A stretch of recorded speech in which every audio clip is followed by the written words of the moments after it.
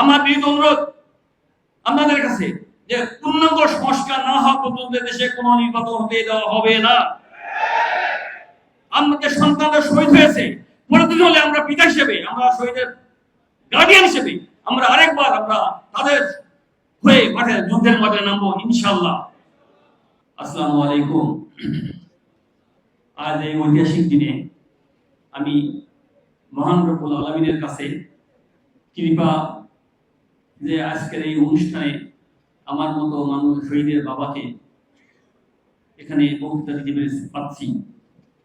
তবে এটা পেরেছি একমাত্র বাংলাদেশ জামাত ইসলামীর কারণে। কারণ আজকের যে শহীদ পরিবার, আমরা আজকে আমাদের সন্তানরা দেশের জন্য জীবন দিয়ে দেশটাকে নতুন করে স্বাধীনতার রূপ দিয়ে গেছে, এইটার মর্ম, এইটার যে স্বকীয়তা, সেটা আমরা উপলব্ধি করতে পেরেছি একমাত্র জামাত ইসলামীর মাধ্যমে। বাংলাদেশ আজ এই মজলুম দলটাকে এই 15 বছর তারা যেভাবে আন্দোলন করছে, সংগ্রাম করছে, পালিয়ে এই স্বাধীন দেশে, তারা কি দেশে ট্যাক্স ভ্যাট কর দেয় না? অবশ্যই দেয়। কিন্তু তারা কি জন্য তারা আজকে পালিয়ে সংগঠন করতে হয়েছে বা তারা নির্যাতিত নিষ্পেষিত কেন হতে হয়েছে? কারণ তারা করোড় রাজ্যের বিরুদ্ধে একমাত্র তারাই কথা বলছে বাংলাদেশে। আমাদের এই দেশটাকে আমরা স্বাধীনতা অর্জন করছি 1971 সালে, কিন্তু স্বাধীনতার সুফল আমরা ভোগ করতে পারিনি। আমরা 1971 স্বাধীন দেখেছি, 1952 ভাষা আন্দোলন দেখেছি, 1969 গণঅভ্যুত্থান দেখেছি, কিন্তু জুলাই 2024 বিপ্লব এটা আমাদেরকে আরেকবার স্মরণ করিয়ে দিয়েছে। যখন ছাত্র সমাজ এই 17 বছর বিভিন্ন সংগঠন, বিভিন্ন দল, তারা আজকে যখন তারা এই দেশের যুব সমাজ, আজকে ছাত্র সমাজ, আমাদের সন্তানরা শহীদ হয়ে যখন দেশ স্বাধীন করছে, তখন তারা স্বাধীন নির্বাচনের জন্য তারা উঠে পড়ে লেগে গেছে। নির্বাচন, আমার বিনীত অনুরোধ আপনাদের কাছে যে পূর্ণাঙ্গ সংস্কার না হওয়া পর্যন্ত দেশে কোনো নির্বাচন হতে দেওয়া হবে না।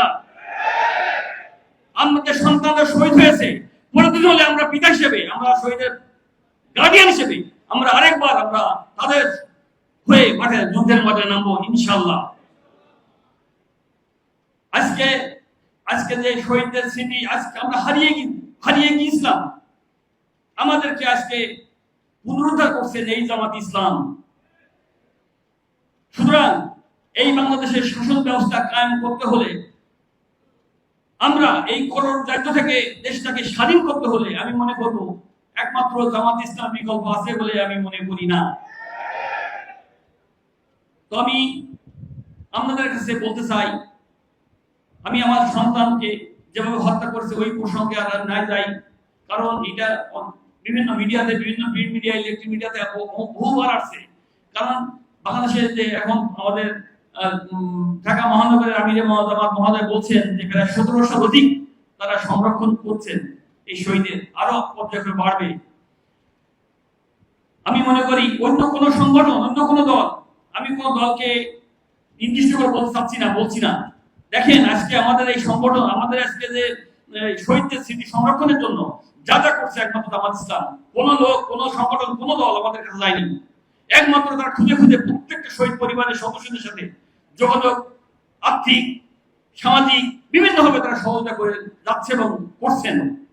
সুতরাং আমাদের এই শহীদ স্মৃতিকে সংরক্ষণ করে রাখার জন্য, আমাদেরকে বেঁচে থাকার জন্য এই সংগঠনকে যদি রাষ্ট্রীয় ক্ষমতা না আনা যায়, তাহলে আমাদের মনে হয় আমাদের যারা শহীদ তাদেরকে আরেকবার শহীদ হওয়া লাগবে। সুতরাং আমি আজকের মানে বক্তব্যের মধ্য দিয়ে আমি আমার এই হলে সম্মানিত সকল অতিথিবৃন্দের বা সম্মানিত সকল উপস্থিতিবৃন্দের কাছে বিনীত অনুরোধ করবো যে আমরা এই সংগঠনকে কিভাবে সামনের দিকে নিয়ে যাব, সেই দিকে মনোযোগী হয়ে আমাদের স্থান থেকে আমাদের কার্যক্রম চালিয়ে যাবো, এই বলে আমি বক্তব্য শেষ করছি। আল্লাহ হাফেজ।